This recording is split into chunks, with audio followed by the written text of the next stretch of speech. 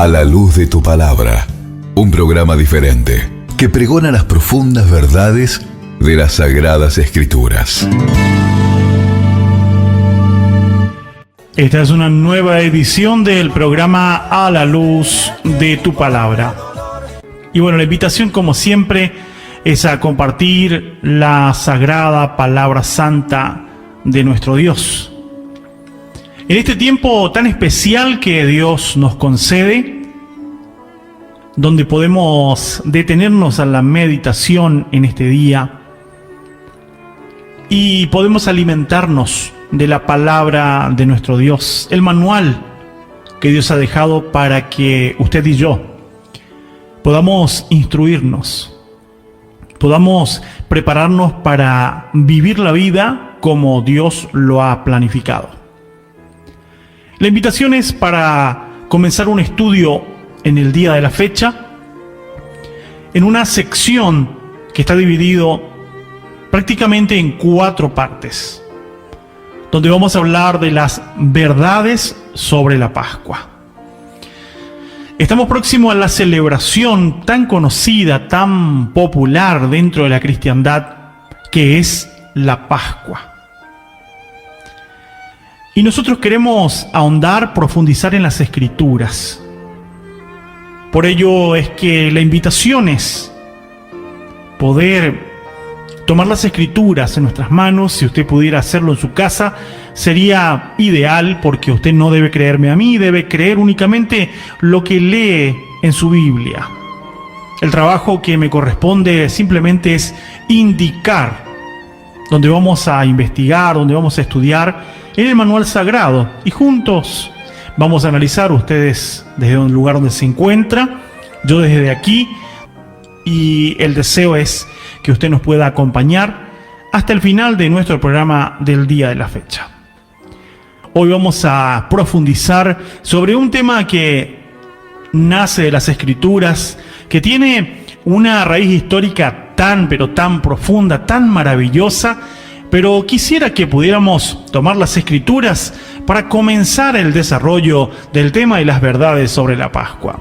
Y vamos a ir a uno de los textos más utilizados en la cristiandad cuando se refiere a lo que se conoce como Cena del Señor.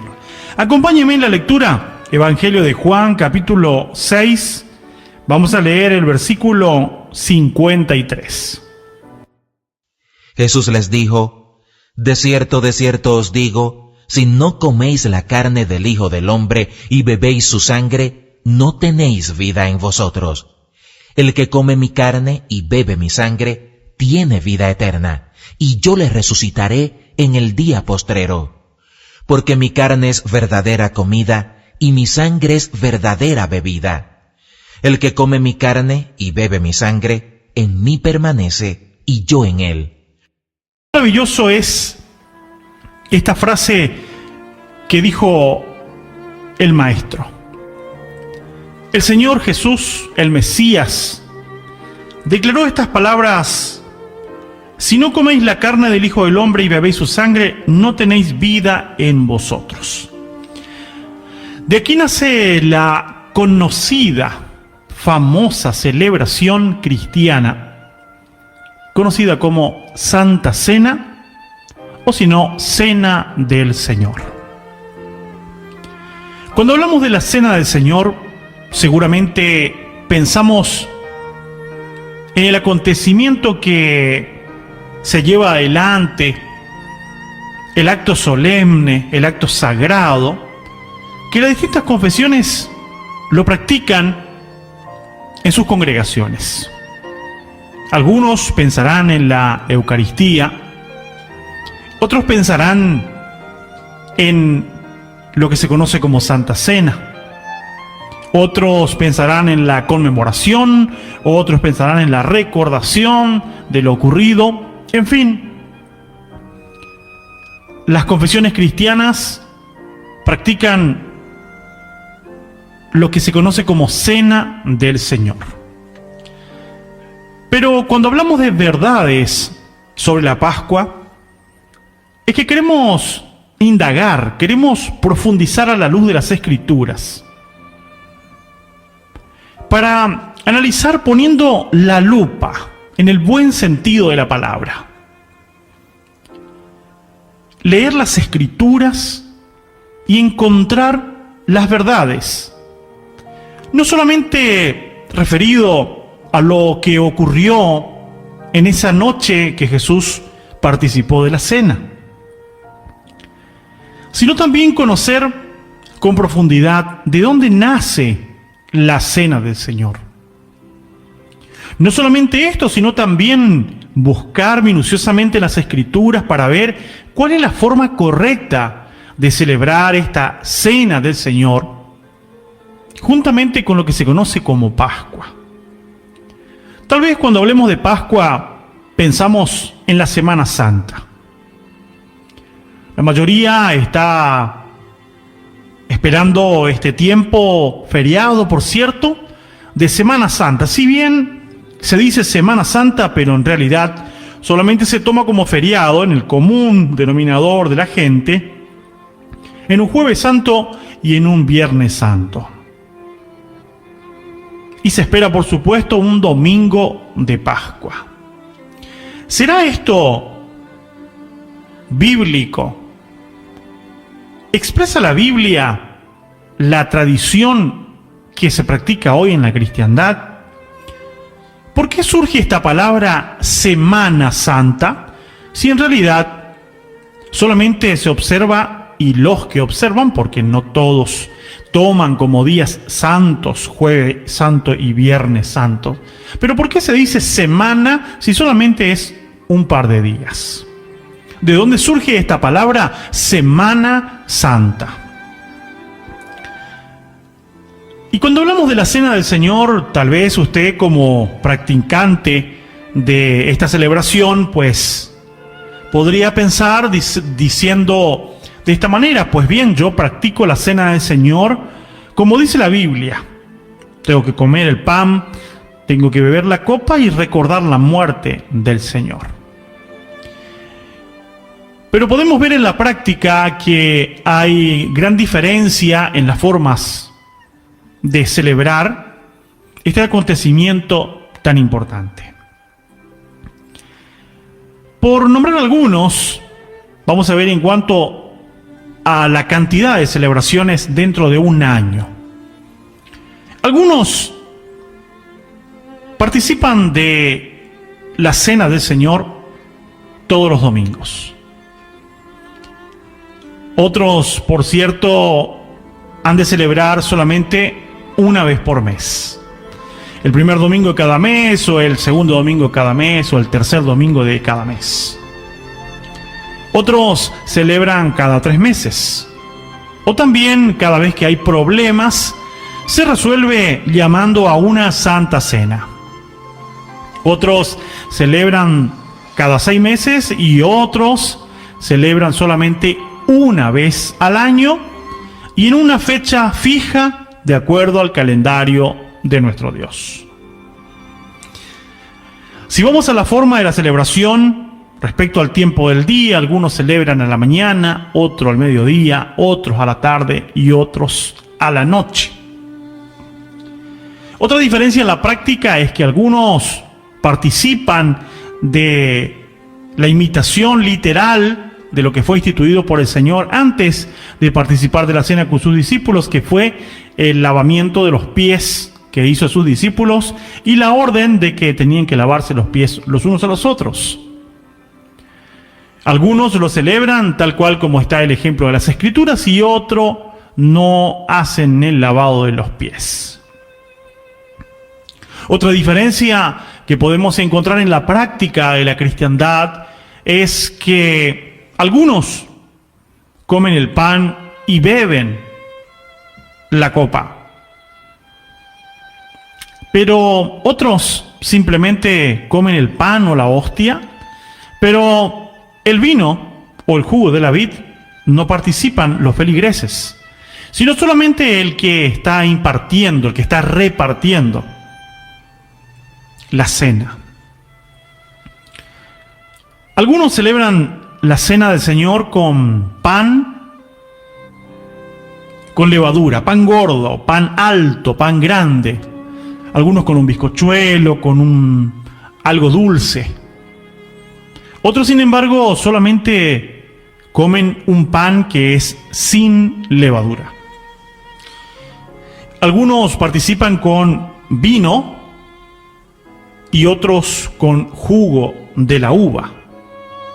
Otros toman un pocillo donde ponen el vino, pero para quitar el alcohol encienden, ponen fuego en ese vino, calentándolo para que salga el alcohol propio de la fermentación de la uva. Así como esto, podremos seguir nombrando diferencias en cuanto a la cena del Señor.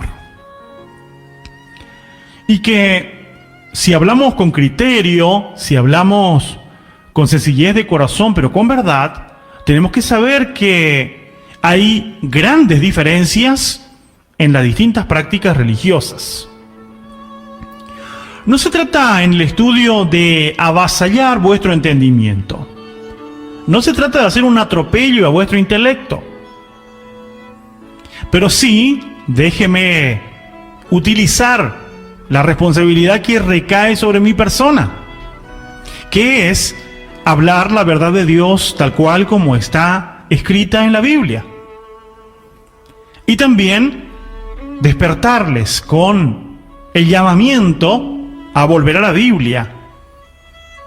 En la Biblia no podemos encontrar distintas verdades sobre un mismo punto, ya que estamos hablando de un acontecimiento que está mostrado en la persona de Jesucristo, que tenemos el ejemplo claro para imitarlo, respecto a la forma, respecto al tiempo, respecto a la fecha, respecto a la preparación, a lo que hay antes de la fiesta, en la celebración de la Cena del Señor, y lo que hay después de la celebración de la Cena del Señor. Es por ello que quiero llamar a todos los creyentes a estudiar las Escrituras para encontrar de dónde nace esto de la Cena del Señor. Podemos encontrar raíces históricas que nos revelen de dónde viene, cómo llegó hasta el tiempo de Jesús, cómo traspasó los tiempos de Jesús y aún llega hasta la iglesia cristiana de este tiempo. Hay rasgos característicos en la Biblia y en material extra bíblico que nos ayuden a comprender cuál es la realidad perfecta, la verdad sobre este punto. Para ello es menester escudriñar las Escrituras y ahondar en el tema verdades sobre la Pascua. Y sencillamente aquí estamos para ayudarnos. No estamos para hacer una competencia de quién sabe más y quién sabe menos. Creo que cada uno de nosotros tiene que hacer un aporte para el avance, el crecimiento de la iglesia del Señor, porque cuando el Señor venga, viene a buscar una iglesia que no tuviese mancha ni arruga. Es decir, que el Señor nos llama a una preparación constante. Y si estamos hablando de uno de los actos más solemnes, Jesús dijo: el que no come mi carne y no bebe mi sangre, no tiene vida en sí mismo, y el que come y bebe tiene vida eterna. Pero el que come y bebe, ¿cómo? Como dice las Escrituras, como nos enseñan los antecedentes bíblicos. Es por esta causa, a partir a la luz de las Escrituras. Y sencillamente, si usted es distinta de practicar, tómese el desafío de escuchar la programación, leer los textos de la Biblia, y si encuentra que en algo me estoy equivocando a la luz de las Escrituras, por favor, se lo pido, hágamelo saber. Así yo también me puedo corregir. Y si no tiene nada para corregir de lo que yo lea en las Escrituras, pues bien, será usted el que tendrá que plantearse o replantearse la práctica y el tema de las verdades sobre la Pascua. A la luz de tu palabra lo hacemos entre todos. Nuestro objetivo es llegar al camino más pero más angosto posible. Es llegar a las profundidades de lo que enseña la Biblia. Para ello tenemos que deponer de frases, de palabras que muchas veces están en nuestro vocablo y no corresponde cuando llegamos a las verdades bíblicas. Yo creo, me parece, me dijeron, una vez leí, así me dijo mi papá y bueno, debería ser verdad. Tenemos que dejar de lado esto para el estudio de las Escrituras. Y tenemos que imitar al Maestro. En el momento de la tentación, en Mateo 4, declara que aun cuando vino el enemigo a tentarle, el Señor respondió con un escrito está. Y esto tiene que ser utilizado también por los seguidores del Mesías. Tengo que tomarme del texto que dice el apóstol Pedro en su primera carta, en el capítulo 4, en el versículo 11, y quiero que este lema sea utilizado y practicado con fidelidad, por supuesto. Como nos dice este texto, al estudiar esta palabra también es aplicable. Si alguno habla, hable conforme a las palabras de Dios. Por ello, lo que yo hablo y lo que usted habla, lo que hablemos en esta programación, debe ser conforme a la palabra de Dios. Vamos a profundizar todo lo que hace referencia a las verdades de la Pascua. ¿Qué relación tendrá la Cena del Señor con la Pascua? Muchas veces se ha creído que una cosa es la Pascua y otra cosa es la Santa Cena o Cena del Señor. Pero lo cierto es que cuando el Señor hizo la cena, la Santa Cena, cuando el Señor hizo, había una cena previa a este acto de tomar el pan y tomar la copa. Vamos a analizarlo, vamos a verlo, vamos a ir lentamente ahondando en los textos sagrados. Vamos a Mateo capítulo 26, donde nos relata el momento en el cual Jesús hizo la cena. Vamos a ver lo que dice Mateo capítulo 26. Vamos a ir al versículo 26, que nos dice de la siguiente manera: y mientras comían, tomó Jesús el pan y lo bendijo. Bien, ¿qué dicen las Escrituras? Mientras comían, ¿comían qué? ¿Qué es lo que comían? Nótese que mientras comían, Jesús tomó el pan. La cena del Señor no era un acto independiente que Él estaba por hacer. La cena del Señor es el paso seguido a una cena que ellos ya estaban practicando. Jesús mismo lo estaba practicando. ¿Cómo podemos saber? Tomando el contexto. ¿Qué es tomar el contexto? Leer un poco antes y leer un poco después. Vayamos a las Escrituras. Dice las Escrituras, si vamos un poco más atrás, dice el versículo 17: el primer día de la fiesta de panes sin levadura, vinieron los discípulos a Jesús diciéndole: ¿dónde quieres que preparemos para que comas la Pascua? Jesús estaba por comer la Pascua. Sigue diciendo: y él dijo: id a la ciudad cierto hombre y decirle, el maestro dice, mi tiempo está cerca, en tu casa celebraré la Pascua con mis discípulos. Y sus discípulos hicieron como Jesús le mandó y prepararon la Pascua. Cuando llegó la noche, se sentó a la mesa con los 12. Jesús estaba participando de la cena de la Pascua. Esta es la cena. Esa noche era una cena especial, era una cena de lo que se conoce como el Seder de Pesaj. Era la celebración de la Pascua. Y fue En esa cena, dice el verso 26, mientras comían, tomó Jesús el pan. Habían comido la Pascua. Y cuando comieron el cordero de la Pascua, fue allí entonces cuando Jesús tomó el pan. Es interesante esto porque no podremos comprender la cena del Señor si la desligamos de lo que ocurrió en ese momento, que era un Seder de Pesaj que fue preparado, ordenado por el Señor para un momento exclusivo, especial, porque allí se dieron promesas sumamente interesantes que se iban a cumplir en el nuevo pacto, que se iban a cumplir en la persona del Mesías, que era anunciado desde tiempos antiguos, en la ley, en los salmos y en los profetas.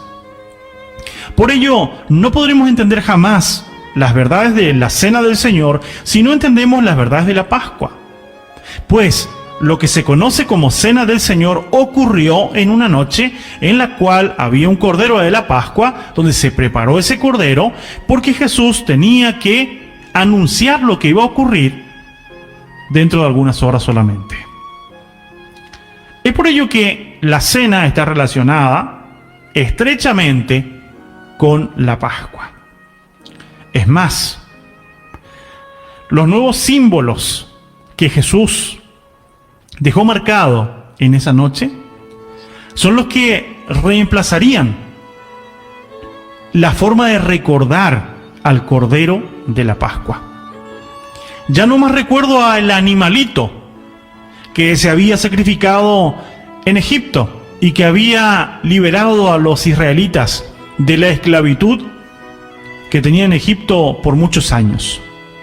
Ya no más recuerdo a ese corderito, sino el recuerdo ahora a la verdadera Pascua, que fue Jesús, aquel que cuando lo vio Juan dijo: «He aquí el Cordero de Dios que quita el pecado del mundo», Juan 1:29. Y cuando habla del pan, cuando habla de la copa, cuando habla de esa cena, es para el recuerdo del Mesías, el cual moriría por nosotros para traernos plena libertad. Participar de la cena del Señor es un acto, como veíamos al principio, un acto muy solemne. Pero necesitamos plantearnos todas las verdades bíblicas y analizar si estamos haciendo de la forma correcta o no. Si estamos cumpliendo de la manera establecida o no. ¿Existirá una fecha indicada para la cena del Señor? ¿Existirá una forma indicada? Por supuesto. La Biblia no hace silencio a esto. Los maestros, los estudiosos, no ignoran que hay un antecedente escritural muy firme, el cual nos ha de mostrar las enseñanzas profundas, claras, contundentes, innegables sobre la Pascua y la Cena del Señor. ¿Por qué causa no se practica? Porque muchas veces es más cómodo hacer lo que es casi exacto, lo que es parecido.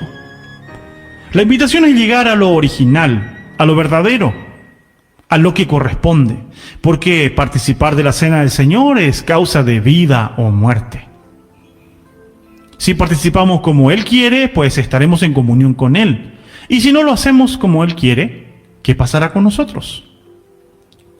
Amados, salir a la Pascua, vamos a ir a ver el acto de liberación que ocurrió primeramente en la Pascua. Y vamos a ir primeramente al anuncio maravilloso de una liberación por medio de Pascua y por medio de una fiesta santa de Dios. Dios también tiene fiestas. Dios ha establecido fiestas desde el principio que son prácticamente ensayos y anuncios proféticos que nos conducen a entender lo que ocurrió en el pasado, cómo tenemos que vivirlo, disfrutarlo y entenderlo en el presente, y también nos lleva a la maravillosa experiencia de ver por fe un futuro por medio de las fiestas santas de Dios. Y esta es una fiesta de Dios. La Pascua es una fiesta de Dios. Es verdad que sobre esto se habla poco, sobre esto se profundiza muy poco. Sencillamente cuando llegue la Semana Santa, la gran mayoría de la población se ha de saludar felices Pascuas. Lamentablemente, en las escuelas, cuando se le va a enseñar sobre la fiesta de la Pascua, se va a ir a la tradición de que en el área de manualidades, pongámoslo así, se va a hacer un conejo o varios conejos y se va a hacer los huevos, que son huevos de Pascua. Y se da un mensaje tergiversado totalmente. De hecho, los conejos no ponen huevo. Por lo menos, así lo dicen los manuales que nos hablan respecto a los animales y nos muestran la forma en que se procrean. Y los conejos no ponen huevo, y menos de chocolate, ¿verdad?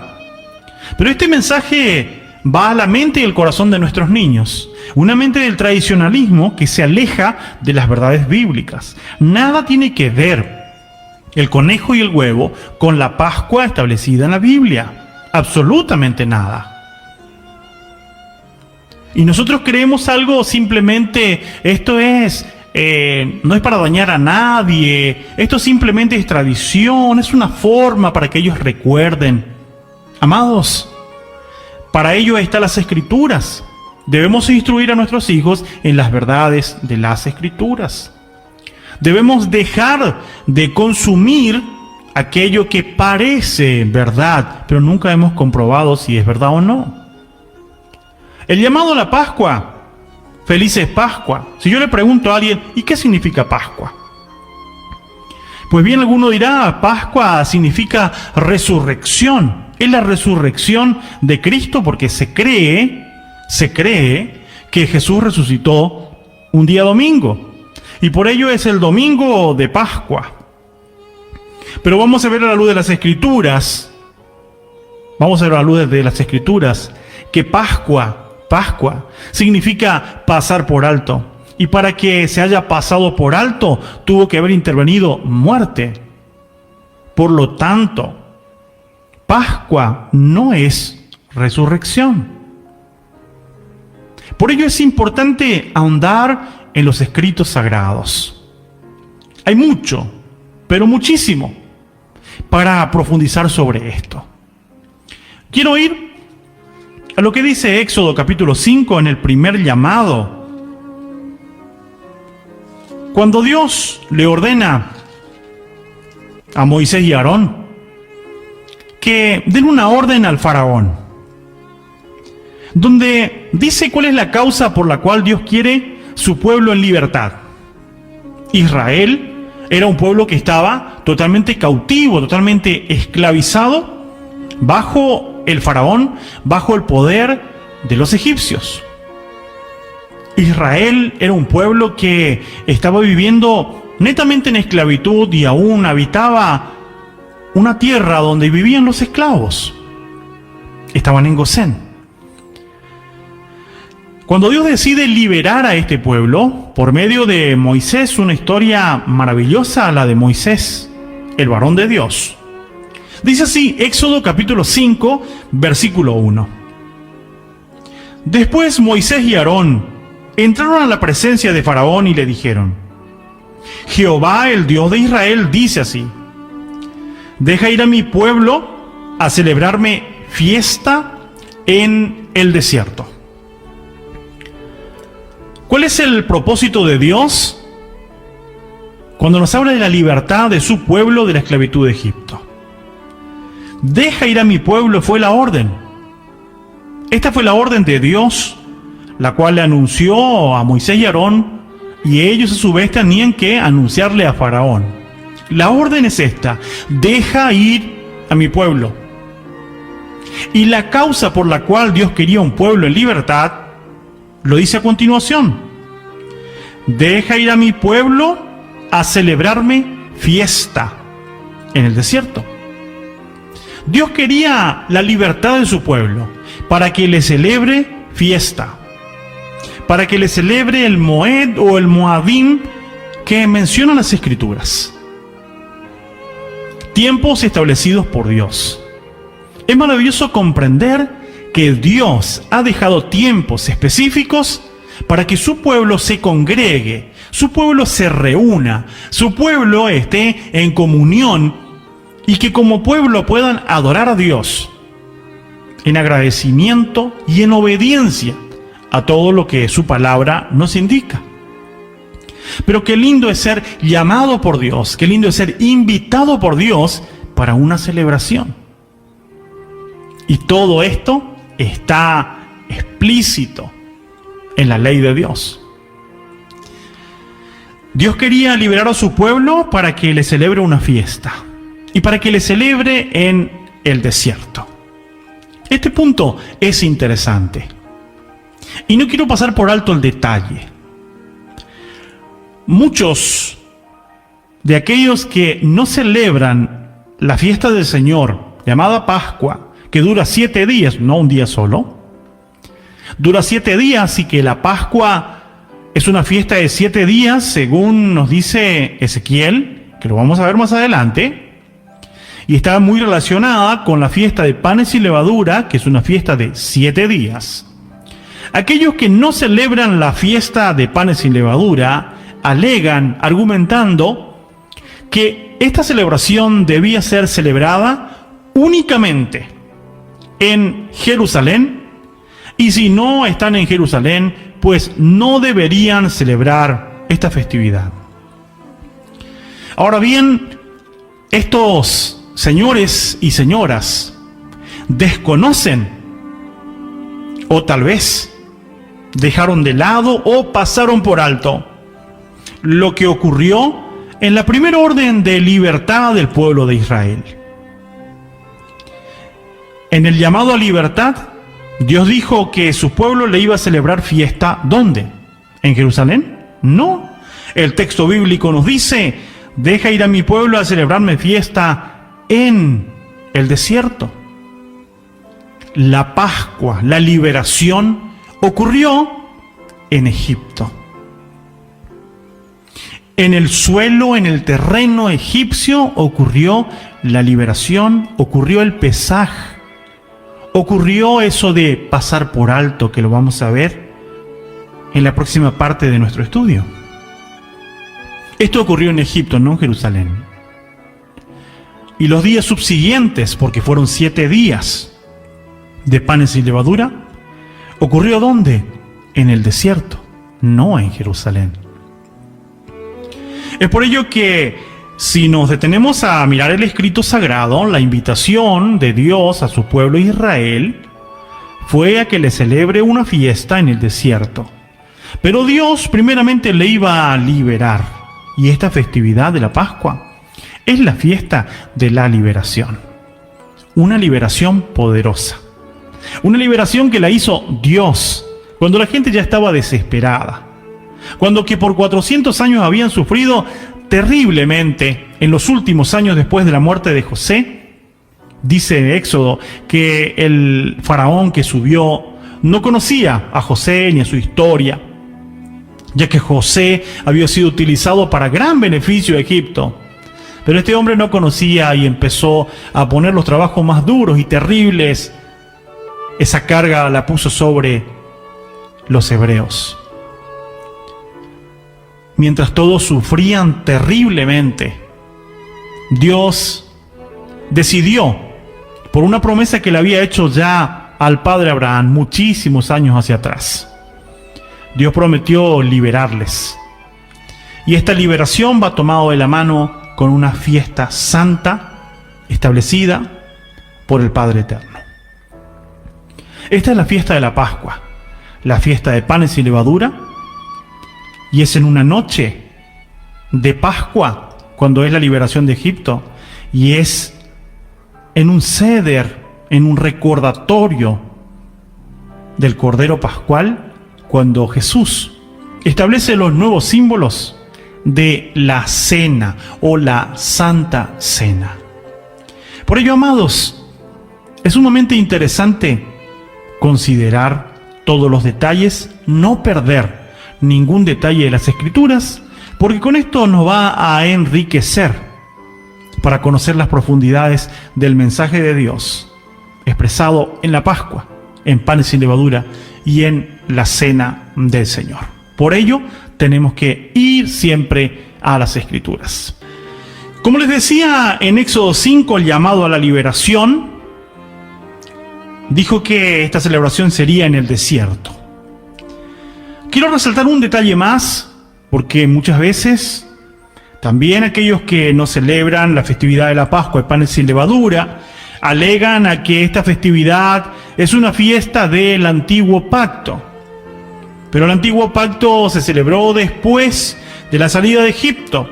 Por lo tanto, la Pascua en Egipto, la Pascua de liberación, se celebró antes del pacto que se hizo por mano de Moisés, por medio de los animales, por medio de haber rociado sobre toda la ley, y el pueblo se comprometió a guardar mandamientos, estatutos y leyes. Esto se encuentra en Éxodo 24. Pero aquí encontramos los primeros llamados de Dios, el propósito de la celebración de una fiesta que se iba a obedecer y guardar de acuerdo a la prescripción de las Escrituras, pero antes del antiguo pacto. Por lo tanto, no es correcto decir estas son fiestas del antiguo pacto, como alegó, por ejemplo, Carlos García Becerril en su revista El Abogado de la Biblia. No es correcto.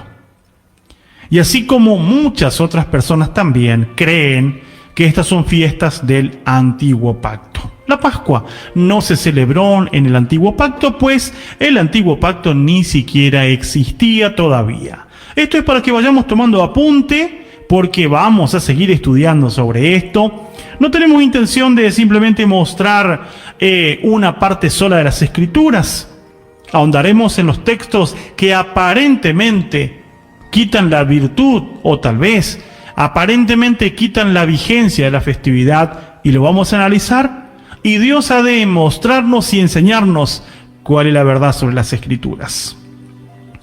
Ahora bien, en el segundo llamado que encontramos en Éxodo para la celebración de la fiesta, dice Éxodo capítulo 8, versículo 1, entonces Jehová dijo a Moisés: entra a la presencia de Faraón y dile: Jehová ha dicho así, deja ir a mi pueblo para que me sirva. El pueblo estaba en esclavitud, Dios le quería liberar. ¿Para qué? Para que le sirva. ¿Y cuál iba a ser el primer acto del servicio? Celebrar la fiesta de la Pascua y de panes sin levadura. Servir a Dios también incluye obedecer la fiesta santa de Dios, en este caso, Pascua y panes sin levadura. Así es como nos dice la Escritura. Dice claramente aquí: deja ir a mi pueblo para que me sirva. Y el servicio, como les decía, incluye obedecer esta festividad. ¿Quiénes iban a celebrar esta festividad? ¿Y quiénes son los que hoy deben celebrar una festividad como esta? Veamos lo que dice Éxodo capítulo 10, versículo 9.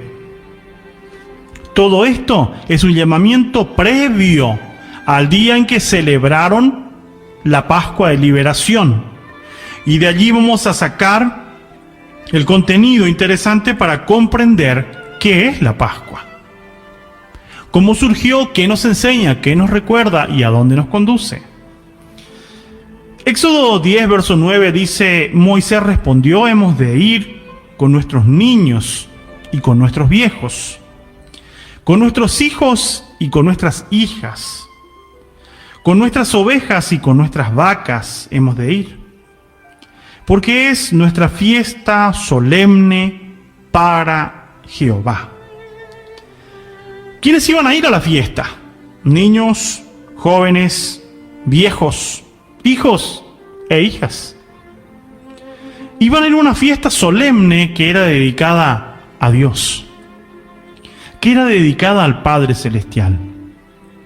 Las fiestas son tiempos proféticos, son tiempos establecidos, llamado Moed, llamado Moadim, que Dios quiere la comunión con su pueblo, que Dios quiere una reunión santa para alabarle al Señor como Él se merece.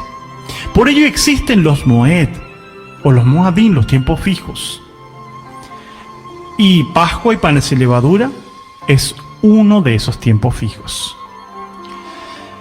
Cuando llegamos a Éxodo 12, que ya nos habla de la Pascua, para entrar a las verdades sobre la Pascua, vamos a resaltar algunos detalles interesantes.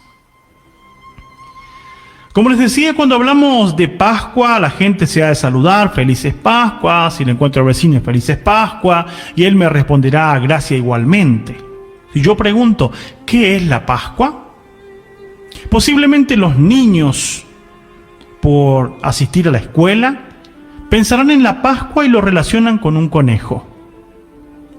Otros pensarán, me voy a comprar un huevo de chocolate porque en la vidriera donde vaya, de kioscos y de lugares de venta de chocolate, ahí van a estar los huevos que se llaman huevo de Pascua. Los niños, los jóvenes y muchas veces también los adultos ignoran totalmente el sentido bíblico de este hecho tan importante que ocurrió al pueblo de Dios, como el Pesaj o la Pascua. La palabra Pesaj en hebreo significa salto, pasar por alto, eso es Pesaj, que en castellano es Pascua. La Pascua es pasar por alto.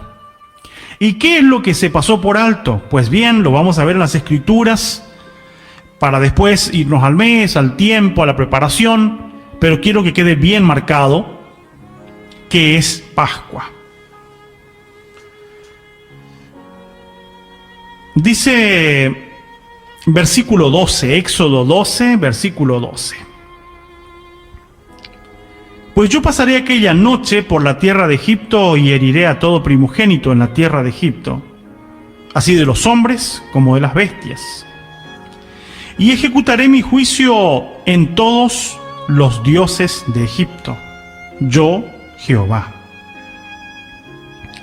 Y la sangre os será por señal en las casas donde vosotros estéis, y veré la sangre, y pasaré de vosotros, y no habrá en vosotros plaga de mortandad, cuando hiera la tierra de Egipto.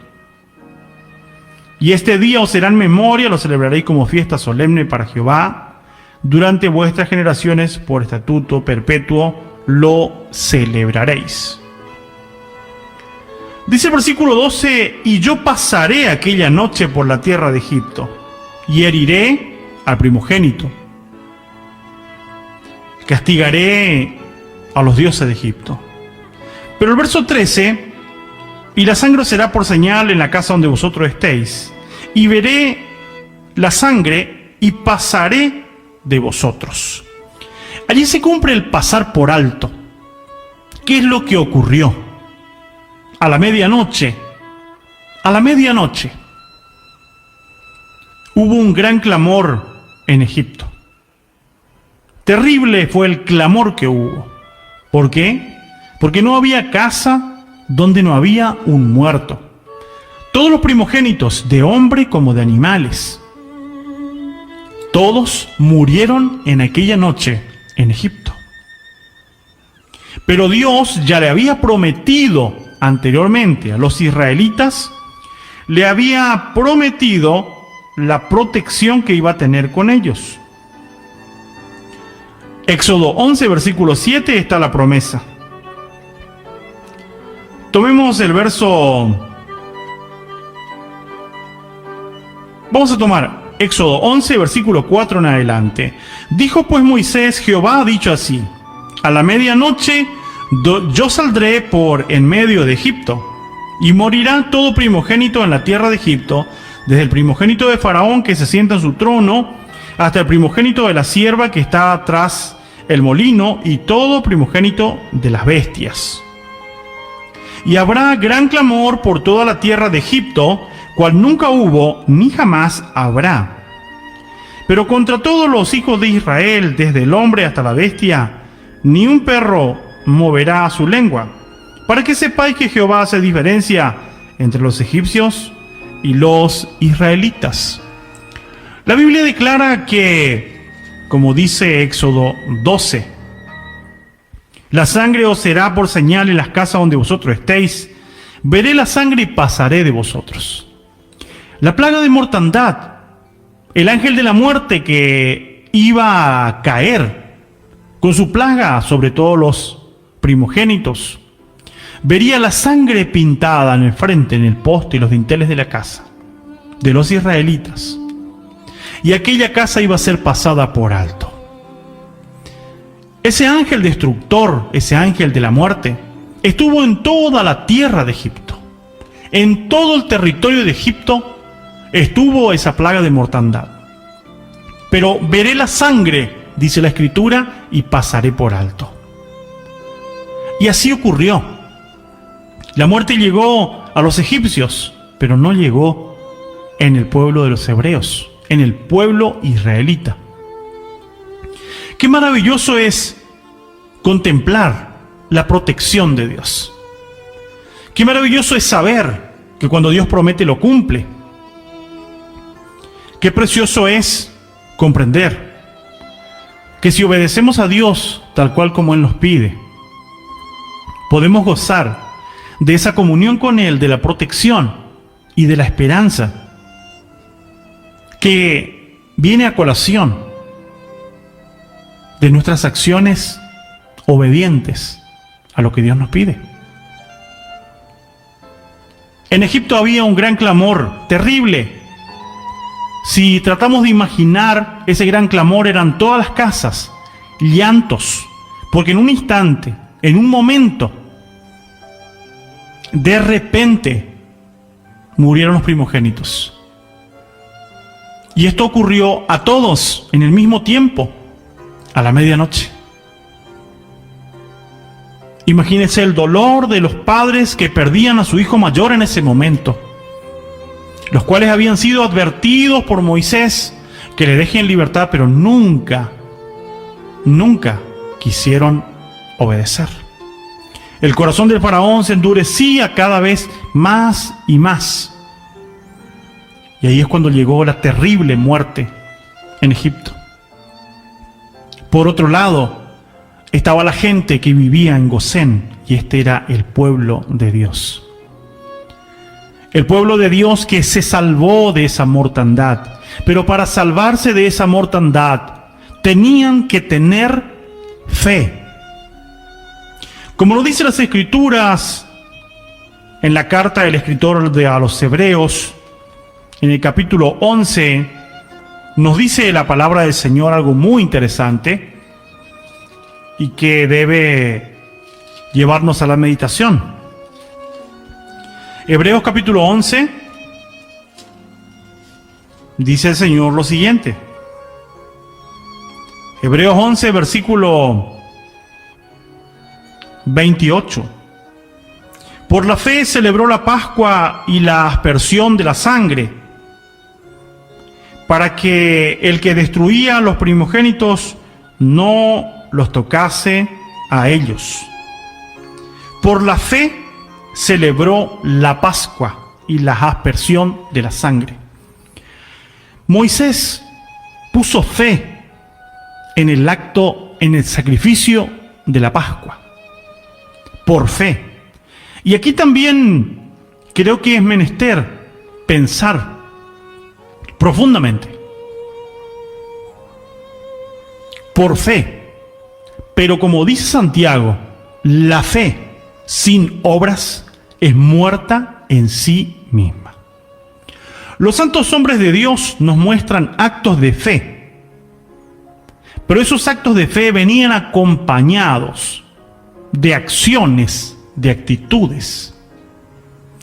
Noé tuvo fe que se iba a salvar, pero tuvo que construir el arca. Tenía fe que eso sería verdadero, Pero si no hubiese hecho el arca, ¿se hubiese salvado junto a los suyos? Por supuesto que no. Moisés creía y hacía creer, enseñaba al pueblo israelita que venía el momento de la liberación, que tenían que tener fe, que Dios le iba a guardar, que Dios le iba a liberar. Pero ¿qué es lo que tenían que hacer? Tenían que matar un cordero, tenían que sacar la sangre y con esa sangre pintar el poste y el dintel de su casa. Porque esa sería la señal de fe. La fe había obrado y estaba la señal de la fe. ¿Cuál era? La sangre. En Éxodo nos dice, en Éxodo 12, lo que leíamos recién, y veré la sangre y pasaré por alto aquella casa. Solamente con la fe no alcanzaba. Tenía que haber una acción. Y esta es una acción obediente. Algo que muchas veces no queremos los cristianos escuchar sobre obediencia. Nos cuesta creer de que tener fe es simplemente un acto que no necesita absolutamente nada para demostrar la fe. Sin embargo, el mismo acto de la cena del Señor nos muestra que no es solamente fe. No es fe sin obras. Yo no puedo decir estoy celebrando la cena del Señor y no comer el pan que tengo que comer en la cena. El pan representa el cuerpo de Cristo, pero tengo que comer. Tengo que comer. No es solamente creer que es Jesucristo, tengo que comer. No es solamente creer que la sangre representa el cáliz o el jugo de la uva o el vino representa la sangre de Cristo. Tengo que beber. Y esto también es por fe. Pero la fe va tomada de la mano, va entrelazada. Van juntas. Porque la fe sin obras es muerta. ¿Cómo ocurrió eso de pasar por alto? Primero hubo fe en que esto era lo que había que hacer. Después se hizo tal cual como estaba ordenado. Se hizo por fe. Se cumplió la obra por fe. Pasado esto, se esperaba con fe el momento en el cual el ángel iba a pasar e iba a ver la señal de la fe puesta en obra. Cuando ve la sangre representaba la fe de los israelitas que le movió a obedecer lo que el Señor le había establecido en la ley. Y todo esto tomado de la mano, todo esto entrelazado profundamente, dio como resultado el pesaje, el que el ángel pasó por encima de la casa de los israelitas y allí no hubo muertos. Bendito sea Dios, porque cuando Él ordena, cuando Él pide, y nosotros somos fieles a lo que Él nos pide, Él también es fiel en bendecirnos. Queremos ser bendecidos por Dios. Queremos vivir las bendiciones de Dios permanentemente. Nos gustaría agradar a Dios, no solamente en lo grande, también en lo pequeño, permanentemente y en todos los actos de nuestra vida. Dios quiera que así sea, porque es la única forma en la cual podemos ser bendecidos. Nunca la desobediencia condujo a la bendición. La obediencia es la que nos conduce a la bendición. Si hay dudas de esto, sencillamente a leer Deuteronomio 28 nuevamente. Allí podremos sacar conclusiones. Estamos en Éxodo 12. Estamos hablando del acto de fe que ellos hicieron. Y quiero que veamos lo que el Señor les dijo que tenían que hacer como acto de fe. Versículo 6, Éxodo 12, 6, dice: lo guardaré y hasta el día 14 de este mes lo inmolará, sacrificar. Lo inmolará toda la congregación del pueblo de Israel entre las 2 tardes, es decir, las 3 de la tarde, en la hora que murió el Mesías, Verso 7, tomarán de la sangre, la pondrán en los dos postes y en el dintel de la casa en que lo han de comer. Tenían que sacrificar el cordero. Al sacrificarlo, que tenía un horario específico, que era a las 3 de la tarde, el horario del sacrificio, y en ese horario de sacrificio, cuando hicieron ese sacrificio de la Pascua,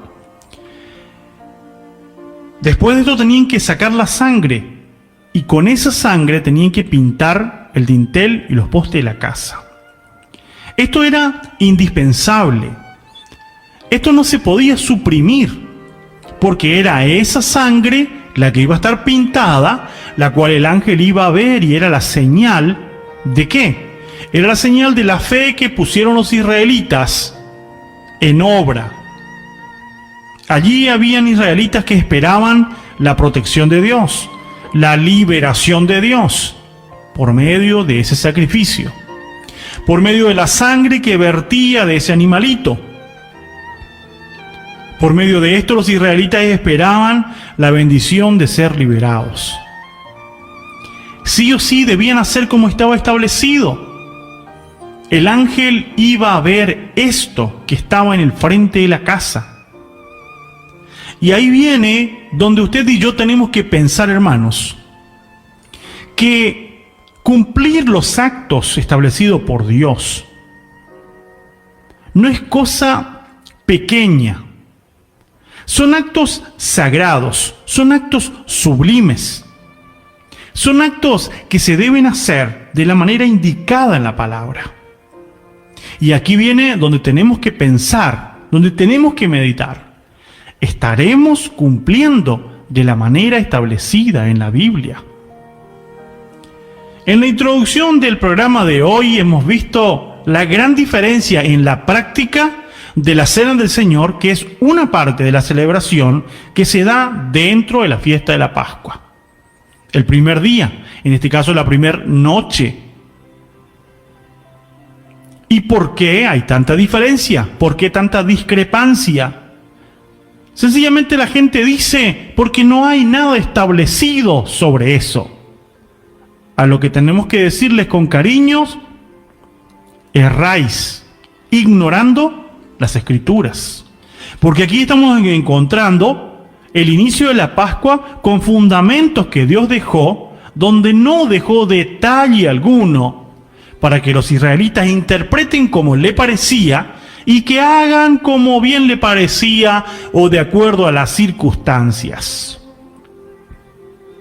¿Cuántas veces hoy, sencillamente el acto de cena del Señor, vamos a suspender porque está lloviendo, lo pasamos a otro día, total, no importa? Muchas veces, cuando hay un problema, vamos a acelerar la cena del Señor, vamos a hacerlo así porque entonces la gente se va a poner a cuenta, van a pedirse perdón, los congregados, y esto ayudaría. Pero Dios ha establecido tiempos, Dios ha establecido día, mes, horario en el cual tenemos que cumplir los actos sagrados. Nos damos cuenta de que estamos viviendo bajo un tradicionalismo, sencillamente escuchando a la persona que me preside, que muchas veces, si me detengo a preguntarle por qué, en vez de hacer la cena del Señor a la noche, lo estamos haciendo a la mañana, sería importante preguntar. Pero esperar una respuesta bíblica, no un bueno lo que pasa, no, bíblico, que es lo que dice la Biblia. Jesús hizo Santa Cena.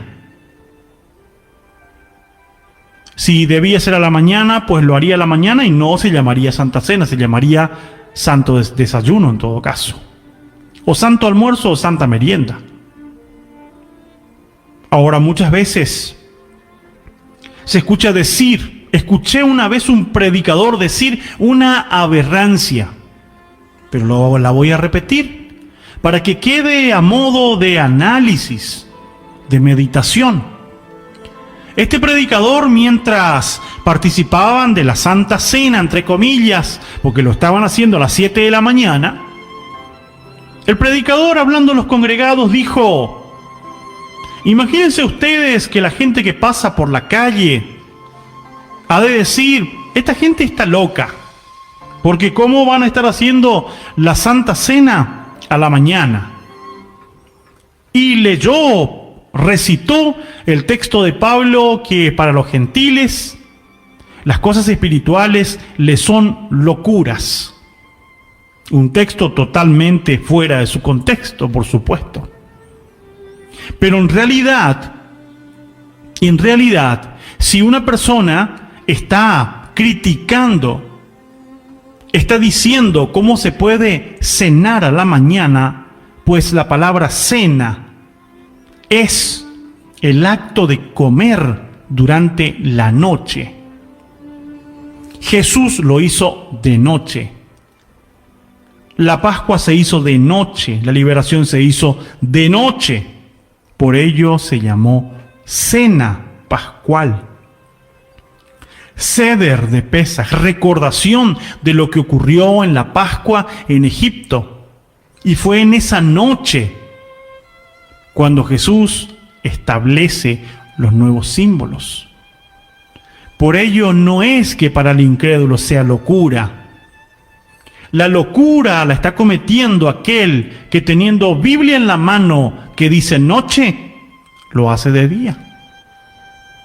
Porque lo está haciendo obedeciendo al razonamiento, a criterios humanos, carnales y no bíblicos. Simplemente podemos ponernos a pensar si los israelitas no hubiesen hecho de la manera establecida, cuando dependía de la obediencia de ellos, dependía que el ángel destructor no toque a sus primogénitos. ¿A ustedes le parecen que los israelitas se iban a correr 1 centímetro de la línea que estaba establecida en el mandamiento de Dios? Por supuesto que no. ¿Y acaso estamos habilitados nosotros, como cristianos seguidores del Mesías, como practicantes de las verdades bíblicas en el nuevo pacto, estamos autorizados a movernos 1 centímetro de lo que Dios ha establecido? Por supuesto que no. Lamentablemente se puede observar en la práctica cristiana que no se ha movido 1 centímetro. Se ha movido kilómetros de la línea establecida en la palabra. Pero hoy es tiempo de que los que temen a Dios, aquellos que quieren obedecer a Dios como está escrito en la palabra, podamos regresar a las raíces bíblicas, a las enseñanzas de las Escrituras. Porque si queremos bendición, tenemos que ir por el camino trazado. Jesús estableció huellas, ha dejado ejemplos para que imitemos sus pisadas. Los israelitas lo hicieron de esa manera. Pintaron el dintel con la sangre del cordero.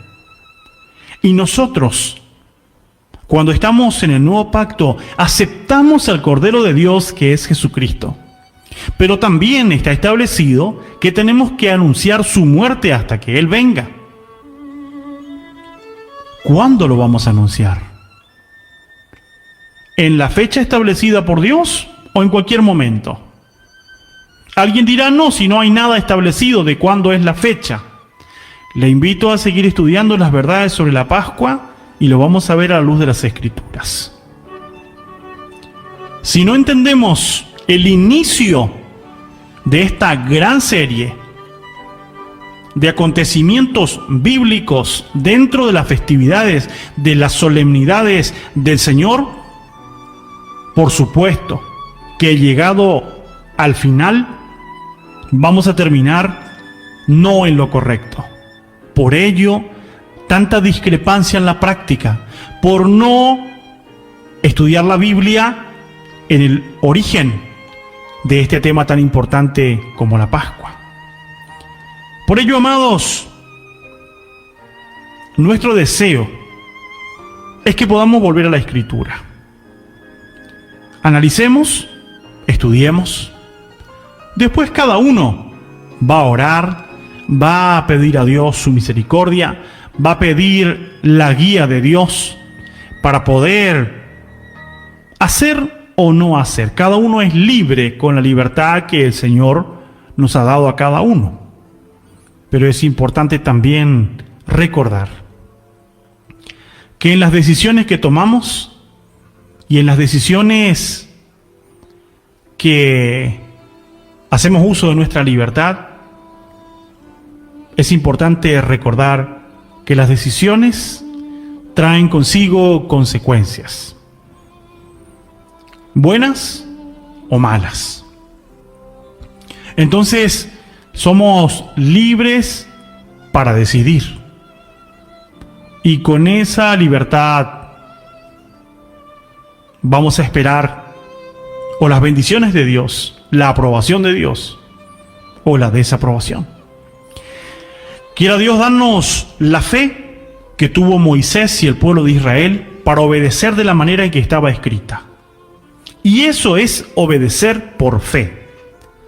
Hebreos 11:28 decía claramente: por la fe guardó la Pascua, hizo el sacrificio y la aspersión de la sangre, creyendo en que aquel le iba a librar de la muerte de los primogénitos.